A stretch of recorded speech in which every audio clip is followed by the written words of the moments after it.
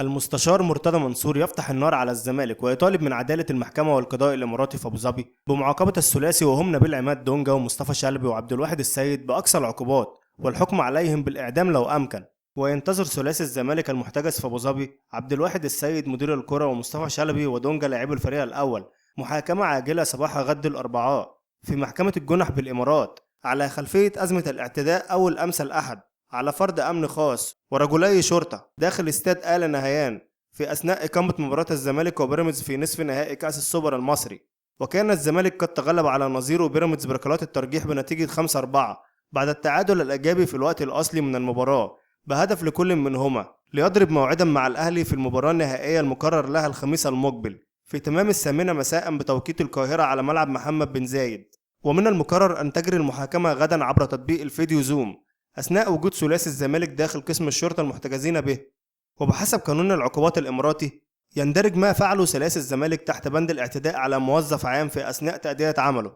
وهي التهمة المتوقع توجيهها ضدهم في محاكمة الغد. وينص قانون العقوبات الإماراتي الفصل الثالث وفقا للمادة 297 على العقاب بالحبس لمدة لا تقل عن 6 أشهر كل من استعمل القوة أو العنف مع الموظف أو تهديد موظف عام بنية حمله بغير حق على أداء عمل من أعمال وظيفته أو على الامتناع عنه ولم يبلغ بذلك مقصده، فإذا بلغ مقصده تكون العقوبة الحبس لمدة لا تقل عن سنة حال وقعة الجريمة مع سبق الإصرار ومن أكثر من شخص، أو كان الجاني يحمل سلاحا ظاهرا، أو إذا صاحب الجريمة ضرب فتكون العقوبة الحبس لمدة لا تقل عن سنة وغرامة تزيد على 100,000 درهم إماراتي إذا تم الاعتداء على موظف عام أو مكلف بخدمة عامة أو قومه بالقوة أو بالعنف أو خدمته، فيعاقب بالحبس لمدة لا تقل عن 6 أشهر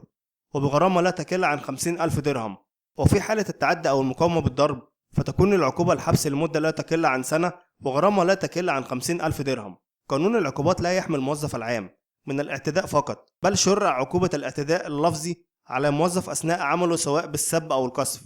أوقع القانون عقوبة الحبس والغرامة أو إحدى هاتين العقوبتين على كل من يقوم بقذف موظف عام بسبب تأدية واجبه الوظيفي،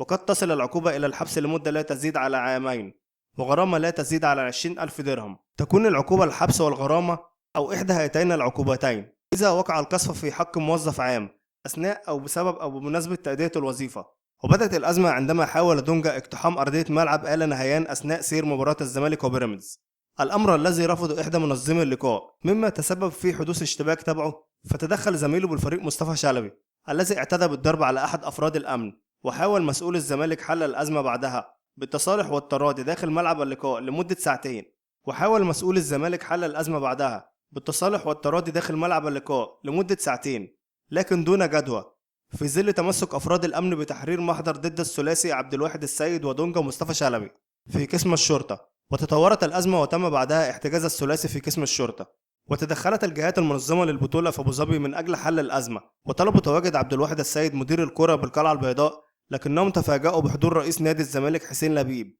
والذي دخل اجتماع قائلا: خير، عايزين ايه؟ محدش عندي هيعتذر، واللي حصل طبيعي بيحصل في أي مباراة. وحضر مندوب من السفارة المصرية لتهدئة حسين لبيب وأخبره أنه رئيس لأحد أكبر الأندية المصرية ويتواجد في أبو ظبي باسم مصر، لكنه أصر على عدم التسوية. وعلى الرغم أن أفراد الأمن يتبعون نظاما لقوات الأمن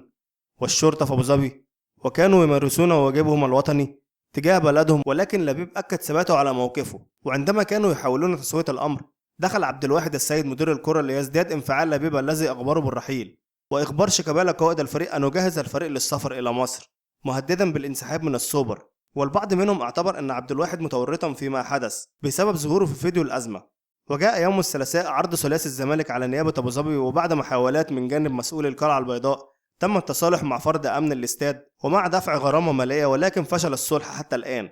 مع فرد الشرطة ليتقرر تحويل ثلاثي القلعة البيضاء إلى محاكمة عاجلة غدا الأربعاء في محكمة الجنح بالإمارات. في النهاية لو عجبك الفيديو ما تنساش تعمل لايك وكومنت وسبسكرايب للقناة حتى يصلك كل ما هو جديد وحصري، وشكرا.